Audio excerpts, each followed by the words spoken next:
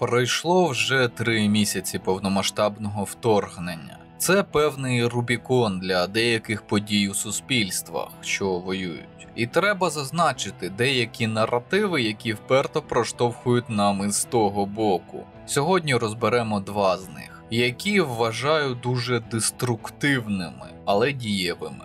Отож, розпочнемо. Демотивація на війні.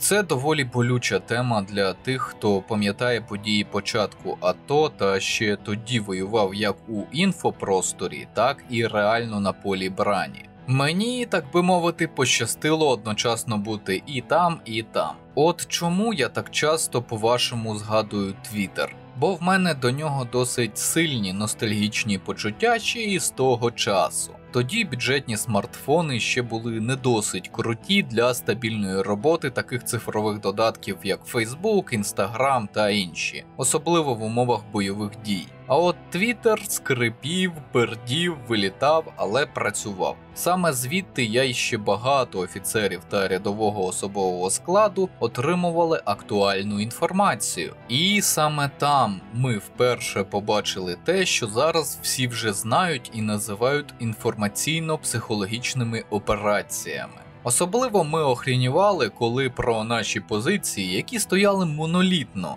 якісь невідомі чорти говорили захоплено руснею. А зараз подібного стало ще більше. Але давайте трохи теорії для початку. Що таке воєнна демотивація? Це широкий спектр способів та засобів, які направлені на військових та цивільних супротивника. Для зниження їх морально-психологічного стану, введення в оману щодо реального стану війни, нав'язування думки, що боротьба безцільна, а війна програна. Дуже важливим етапом є розірвання довіри між командирами та підлеглими, між патріотичними лідерами думок та їх аудиторією. Бо саме ті, хто вище за ієрархію в армії або мають сильний авторитет серед цивільних, є ресурсною базою упевненості в перемозі для особового складу та волонтерів. Це якщо коротко. На Патреоні та BuyMeCoffee викладу посилання на методичку та підручник з військової психології, де це можна більш детально розглянути. Звісно, українською. Поки на мене не посипались звинувачення у зраді, ці матеріали є у вільному доступі, просто їх складно знайти. Але по ключовим словам, які для цивільного військова тарабарщина, гугляться на раз. Нічого таємного там немає, просто знання, які військові психологи в Україні здобували на практиці ще в 14-16 роках. Більшість із того я, наприклад, розповідав у своїх матеріалах по розборам відеоігр. Єдина відмінність між моїми матеріалами та друкованими матеріалами, я використовував більш прості слова та аналогії для розуміння людей, непричетних до армії. Так от, коли ви чуєте широкий спектр способів та засобів, ви повинні це розуміти буквально. Наприклад, одного разу після першої ротації в АТО, коли ваш покірний був черговим по військовій частині, задзвонив службовий телефон. «Черговий частини рептилоїд слухає», – сказав я. «Мы ваши позиции разбомбили, вас всех казним, будем убивать бендеровці», – пристрасно відповіли мені з того кінця дроту. На той час вже більше ніж півроку автор не працював цивільним психологом та не чув маячення людей із хронічними психічними захворюваннями. Ви не повірите, але за таким можна скучити. Тому я навіть почав посміхатись, наче знову проводив консультацію у рідному медичному закладі. Тому перш ніж покласти слухавку, я аж отримав вайб цивільної психіатрії. Для розуміння, службовий телефон військової частини не є таємним. Номери є у вільному доступі для зв'язку із цивільними службами та для інших нагальних потреб. Абсолютно впевнений, що із таким стикалося багато військових, які чергували, перебуваючи на службі в той або більш пізній час. Для мене це було неочікування лише тому, що це дуже тупо. І я не міг повірити, що це має хоча б якусь ефективність на практиці. Але росіянські ІПСО розраховані на доволі примітивні схеми. Єдине, що дозволяє цим схемам працювати – масовість. Вони витрачають купу грошей, щоб створити ілюзію домінування паніки, яка вже потім дійсно може перерости з ілюзорної у реальну. Такий от парадокс. Так само вони діють в мережах. Ботня, джинса, куплені з тельбухами блогери, телевізійна пропаганда і так далі. Все розраховано на пригнічення суспільства та особливо військових щодо їх діяльності або наслідків продовження опору. А тепер трохи радісних даних. Коли було АТО, на нас це не подіяло. Нагадую тим, хто в бункері. Ось карта АТО зі змінами по датам. Війська дуже швидко та якісно продавлювали оборону супротивника. Єдине, що реально зупинило та заморозило конфлікт, це паніка Кремля та миттєве введення величезного угрупування регулярних військ. Аналітики сходяться на цифрі 40-50 тисяч військових. Це був дуже ризикований крок росіянців, за який цивілізований світ ще тоді міг запровадити санкції у тому об'ємі, як це все ж таки було зроблено зараз. Але цивілізанти проковтнули та відвели очі.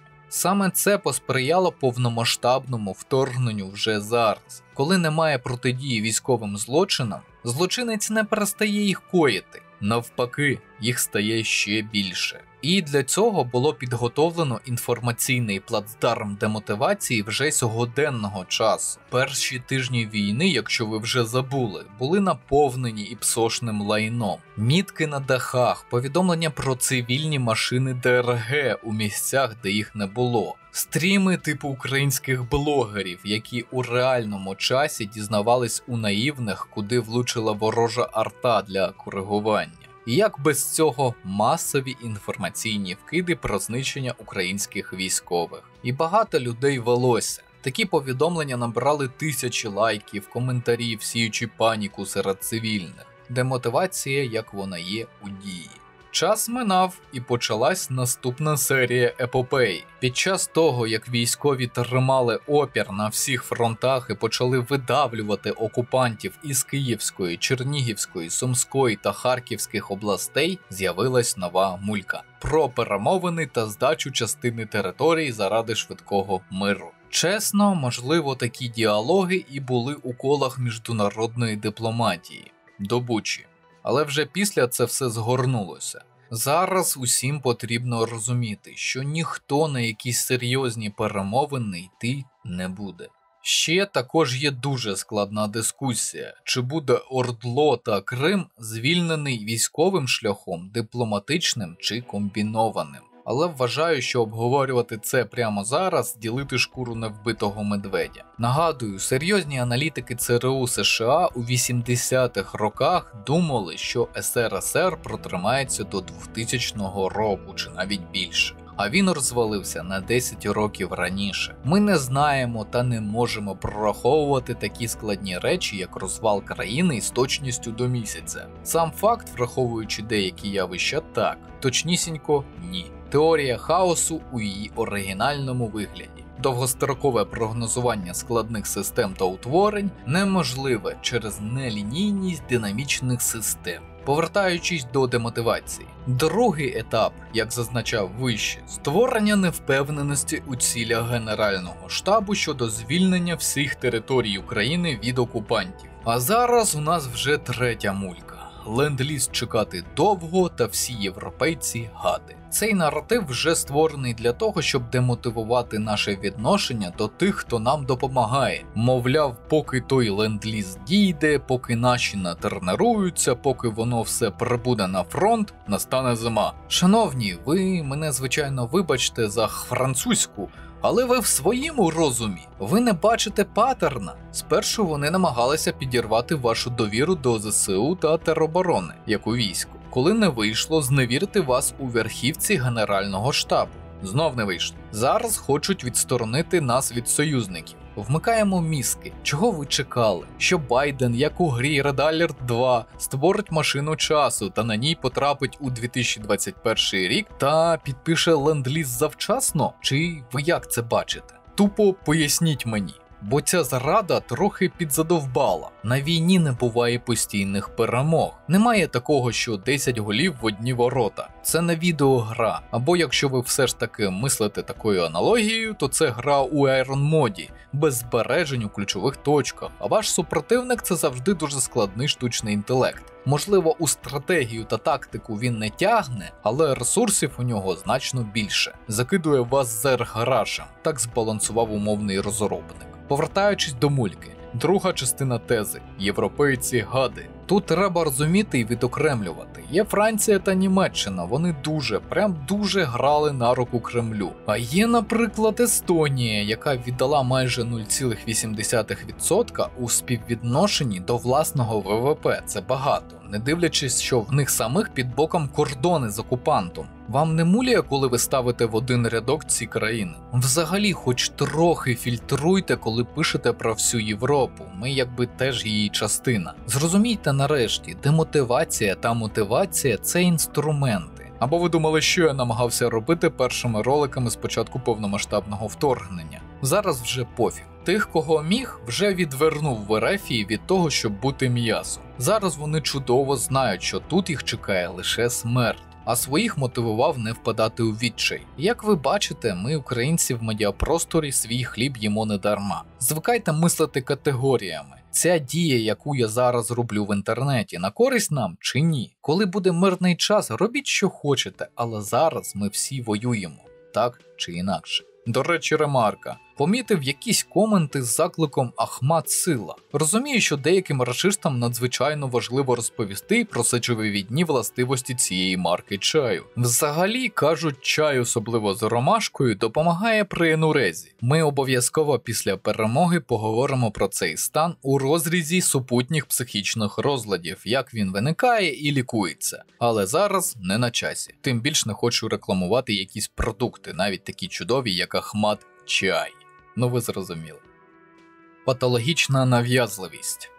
Відразу почнемо з прикладу. Якось років зо 3 тому до мене на прийом прийшли дві жінки. Мати і донька. Вік 50+ та 20+ років відповідно. У дочки було безліч проблем психічного характеру, що виникли після стосунків з чоловіком. Такий собі букет не з приємних. Тривожність, депресивні стани, нервові тики, нав'язливі страхи тощо. Проблема була в тому, що її не відпускали стосунки. Навіть не так, колишній чоловік не відпускав. Він був із розряду аб'юзерів-переслідувачів. Сталкерив її, погрожував по телефону і смс, приходив до неї на роботу і ганьбив. Кричав, що вона повія, а вона вчитель. Розумієте, як це виглядало? Всіляко докучав родичам. І так тривало на той момент понад півроку. До цього бив, через що вона і пішла. Розлучення в суді пройшло швидко після того, як він нагрубіянив судді, сказавши їй, що всі жінки пробляді.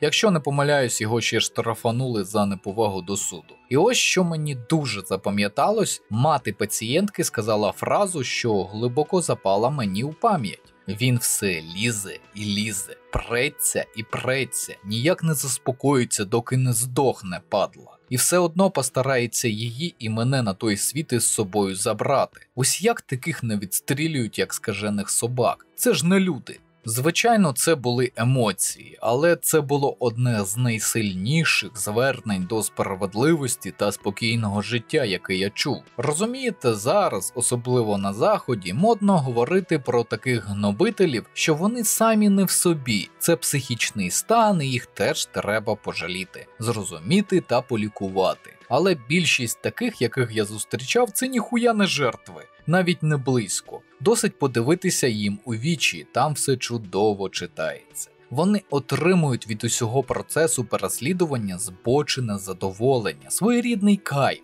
І коли з ними ти хоч у чомусь не згоден, ти частково стаєш метою такого гада. Так, один такий якийсь час переслідував мене після суду, де я виступав свідком на користь жертви аб'юзу. Ну, зрозуміло, він робив це рівно до того моменту, як ми з іншим знайомим ветом не розіграли сценку. Дістаємо з багажника стволи, голосно обговорюючи полювання. Як правило, більшість гнобителів – це дуже сцикливі люди, які віддають перевагу слабким жертвам і, відповідно, бояться за свою шкуру. Так ось, це є все до чого. Мене заїбали такі гонителі нашої української нації. Каци, Овсяннікови, Дуді, Невзорови і так далі. Ім'я їм легіон. Як не відкрию чортов твіттер, замість обговорення наших питань, наших проблем, це лайно вічно лізе. Ой, ви повинні нас, російську опозицію, підтримувати. Ми ж на вашому боці. Видворяючи нас зі свого інфопростору, ви граєте на руку Кремлю. Ось давайте зараз максимально базово. Без теорій, що Невзоров та Овсяннікова агенти ФСБ, без теорій, хоч і виправданих, що Каци, Варламови та інші сидять на зарплаті Кремля чи афілійованих осіб. Просто базово. Чого нас можуть навчити ці невдахи? Це просте запитання. Навіть якщо сприймати їх як опозицію Кремлю. Чого вони досягли? Нічого. Вони просрали все. Весь протестний потенціал, увесь революційний потенціал, весь фінансовий потенціал російської опозиції як явища. Вони висушили насухо цей колодязь з людей, які теоретично, так я знаю як це звучить, але може в паралельному всесвіті, могли скинути хуйла. Просто тупо безталанні. Нічого більше. То чого вони можуть нас, успішних у цій справі людей, навчити? Нічого. Більше того, слухати їх – шкодити собі. Ми робимо все вірно. У нас виходить демократія, революції, воювати, відстоювати свої права тощо. Вони ж невдахи. Це все одно, що відмінник списуватиме математику у двієчника. Навіщо? Мене вражає схильність та небажання деяких людей скласти 2 плюс 2. Це їм треба вчитись у нас. Мовчки, тихо, не перебиваючи дивитися та конспектувати. Менш кваліфіковані навчаються у спеціалістів зі стажем, а не навпаки. Як ця проста схема не вкладається в голові? Хто його зна? У цьому аспекті найбільше вони схожі на тих самих коучів успішного успіху, які нічого не домоглися у житті, але й з задоволенням продадуть вам курс за всі гроші світу. Та все ж найнеприємніше в їх діяльності – це рівно один наратив, який постійно прослідковується у практично кожному їх матеріалі під час перевірки чергового клоуна. Ви, хохли, звичайно, сміливі й бойові, але саме я, російський ліберал, навчу вас, як жити це життя, а то ви не підходите під наші стандарти. Вони нічим кардинально не відрізняються від своїх шовіністично-імперських колег – Сімоньян, Скабєєвої, Соловйова, Кісельова та інших. І все одно наші продовжують тягати до нас Україну всіх цих покидьків, які не змогли. Бо в них є аудиторія в Росії і частина наших, які більш наївні, слухають цих довбні і хавають їхню так звану аналітику на серйозній основі. Знаєте, я сам іноді подивлявся відоси Глібича до вторгнення, щоб послухати, як гарно можна пиздіти літературною російською. Не для того, щоб дізнатись про політику, не для складних розумових аналізів, не для новин. Просто послухати гарний російський літературний піздьош. Ось що Невзоров уміє – балакати, майстер. Більшість іншого – фантазії, які в реальності розбиваються, як корабель у шторм на рифах. І так з ними всіма, цими інтелектуалами, титанами думки та батьками російської демократії. Вони перекручена версія Остапа Бендера, але той хоча б вигаданий персонаж, а це реальні доценти болтологічних кафедр. Є одна річ, яка потужно поєднує вищезгаданих персонажів з поточним народом Росії, Кремлем тощо. Бажання лізти до України. Будь-якими шляхами, будь-якими способами сюди влізти, пруться і пруться. Та дайте нам спокій, скільки можна. І основна проблема, яку багато хто не розуміє, це навіщо вони сюди взагалі хочуть прийти. Так, по-перше, паразитувати, але це якби основа. Це база, це фундамент. Вони мають глобальну мрію – зробити тут другу Росію. Розумієте? Не асимілюватися в нашій культурі, не доповнювати її, а видавлювати, знищувати, пропихуючи все те саме, що вони вже робили там. Тому що це єдине, що вони вміють. І таким чином вони створюють собі комфортне місце існування, соціальні паразити. Вони шкідливі. Навіть якщо дійсно цього не усвідомлюють своєю присутністю, вони знищуватимуть нашу культуру та просуватимуть руський мір. Інакше, але все одно послаблюючи нас. Сподобалось вам, що зробили з Маріуполем, Харковом, Бучею та іншими містами та селами? Так, це зробили рашистські солдати, але їхніми провідниками були маркетологи руського міра та його апостоли, фахівці з продажу цього міра, просто базікали та російські ліберали. Коротше, відповідально заявляю і думаю, мене підтримує багато інших людей. Нам це лайно тут не потрібне. Рано чи пізно ця війна закінчиться нашою перемогою, і тоді ми візьмемось за внутрішні питання. І одне з них – російський ліберал. Хочеш жити в Україні? Вивчаєш мову, складаєш іспит з історії, проходиш перевірку на інфополі. Хоч десь хиба – до побачення. А Невзоров та інші подібні можуть пастися в інших місцях, де їм будуть раді. У нас власних проблем вистачає. Триєдиний народ. Що, а деякі речі не змінюються. І в цьому розділі ми обговоримо тих, хто порівнює простих людей СРСР та українських воїнів ЗСУ. Пройшов перший шок, викликаний вторгненням, і на світ Божий почали виповзати різні російські та проросійські лицеміри. А саме ті, хто любить комунізм, триєдиний народ і той час. Зі свого боку вони поділяються на багато так званих підкатегорій. Тим часом нам з вами цікаві лише ті, хто хоче примазатися саме до українців. Бо інші взагалі відбиті і швидше за все не цікаві нікому, окрім цільової аудиторії внутрішнього ринку Ерефії. Як приклад, один довбанутий рашист, який пише фанфіки про бджолу-попаданця. Було очевидно, що рано чи пізно ті, хто не зовсім втратили розум на Росії та у мильній бульбашці російського простору, почнуть подавати голос – напівінтелігенти. І тепер вони всіляко починають нав'язувати нам одну дуже яскраву асоціацію.